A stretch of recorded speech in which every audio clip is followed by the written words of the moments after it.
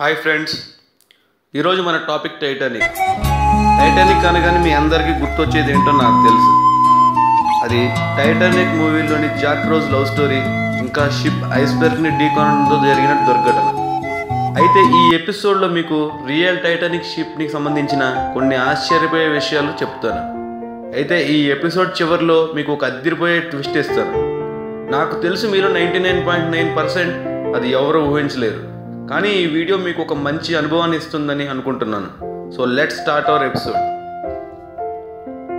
1909లో Greenland glacier నుండి ఒక మంచుకొండ వీడిపోయి సముద్రంలో దాని ప్రయాణం మొదలుపెట్టింది.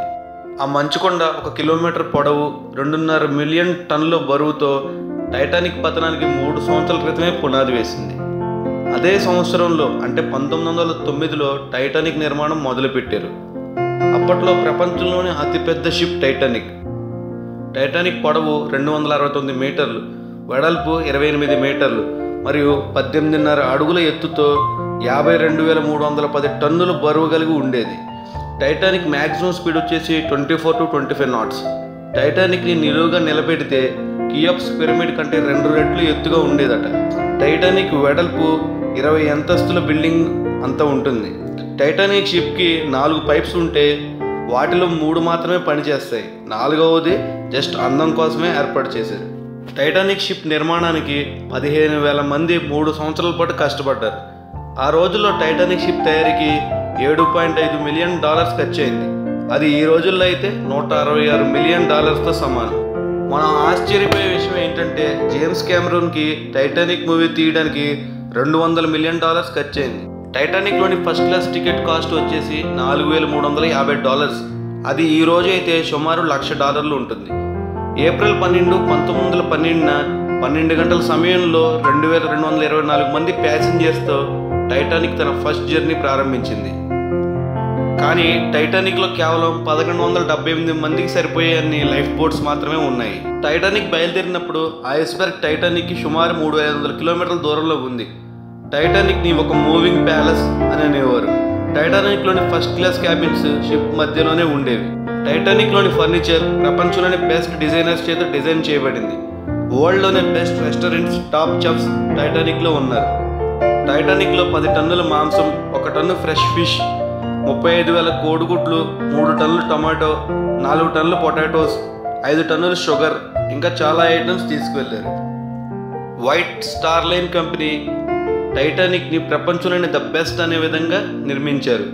టైటానిక్లో ఒక టెన్నిస్ కోర్ట్, ఒక స్విమ్మింగ్ పూల్, ఒక winter garden, golf area, gym, parking place, hospital, post office, library, barber shop, పిల్లలు ఆడుకోవడానికి శాండ్ ప్లే గ్రౌండ్, ఇలా చాలా ఉన్నాయి.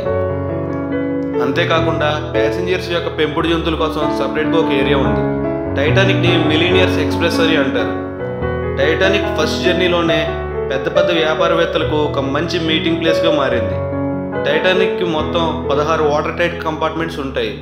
వాటిలో 4 డ్యామేజ్ అయిన షిప్ తేలే విధంగా డిజైన్ చేశారు. కానీ ఎక్స్పర్ట్స్ అంచనా ప్రకారం టైటానిక్ ఐస్బర్గ్ని ఢీకొన్నప్పుడు కనీసం 6 కంపార్ట్మెంట్స్ అయినా డ్యామేజ్ అయి ఉంటాయి. టైటానిక్ షిప్లో ఎవరూ బైనాక్యులర్స్ యూజ్ చేయలేదు. ఎందుకంటే షిప్ బయలుదేరే కొంత సమయం ముందే సెకండ్ ఆఫీసర్ బ్లెయిర్ని ఒలింపిక్ టీంలో ఉన్న వేరే వ్యక్తితో రీప్లేస్ చేశారు. బ్లెయిర్ బైనాక్యులర్స్ ఉన్న లాకర్ కేస్ని మర్చిపోయి తనతో పాటే తీసుకువెళ్ళారు. ఆ తర్వాత 95 సంవత్సరాల తర్వాత ఆ కీని ఆక్షన్లో $180,000కి అమ్మారు. ఐస్బర్గ్ని చూసినప్పుడు టైటానిక్ క్రూకి ఐస్బర్గ్ నుండి తప్పించుకోవడానికి 37 సెకండ్ల సమయం మాత్రమే ఉంది. ఫస్ట్ ఆఫీసర్ ముర్డాక్ షిప్ని లెఫ్ట్కి తీసుకెళ్ళి ఫుల్గా రివర్స్ చేయమని ఆర్డర్స్ ఇచ్చారు. కానీ అది ఏమాత్రం ఉపయోగపడలేదు.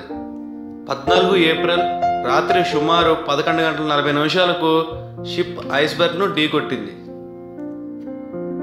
ఐస్బర్గ్ని ఢీకొట్టిన సుమారు 2:40 తర్వాత టైటానిక్ పూర్తిగా అట్లాంటిక్ సముద్రంలో మునిగిపోయింది.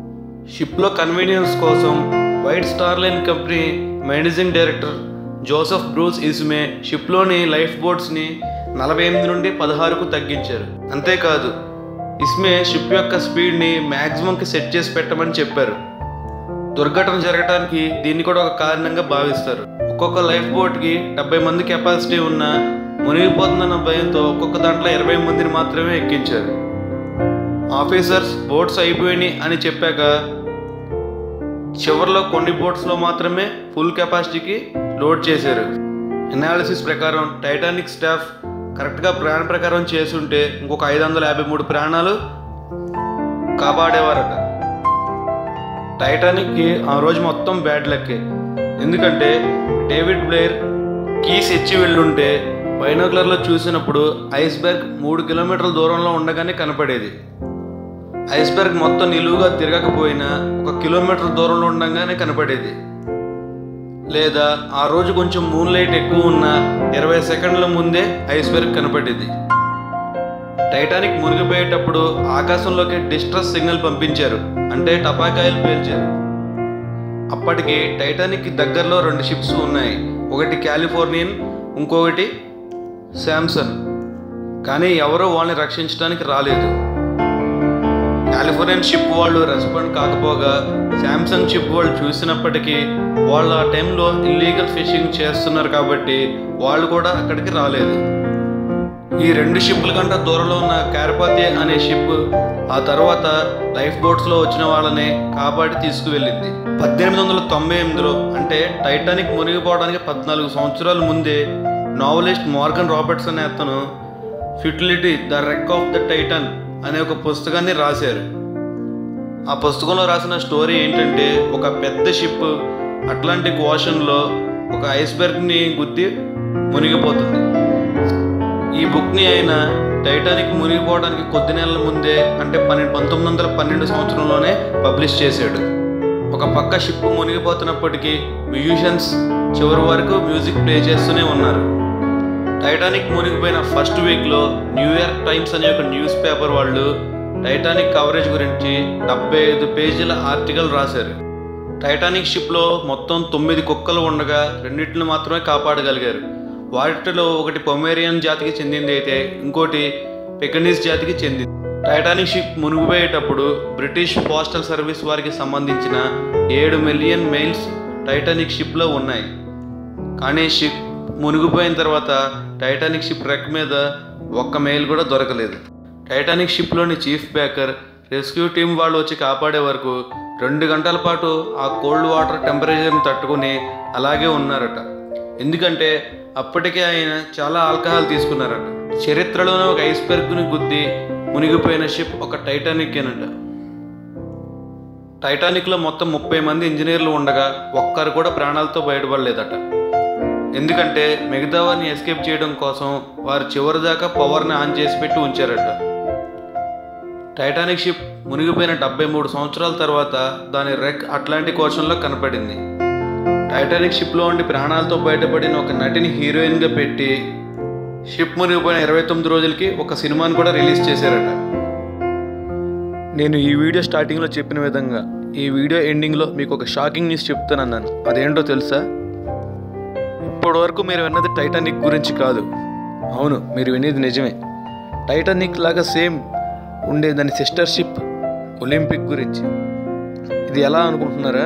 టైటానిక్ షిప్ బయలుదేరే కొద్ది గంటల ముందే టైటానిక్ షిప్ని రీప్లేస్ చేసి ఆ ప్లేస్లో ఒలింపిక్ షిప్ని పెట్టారు.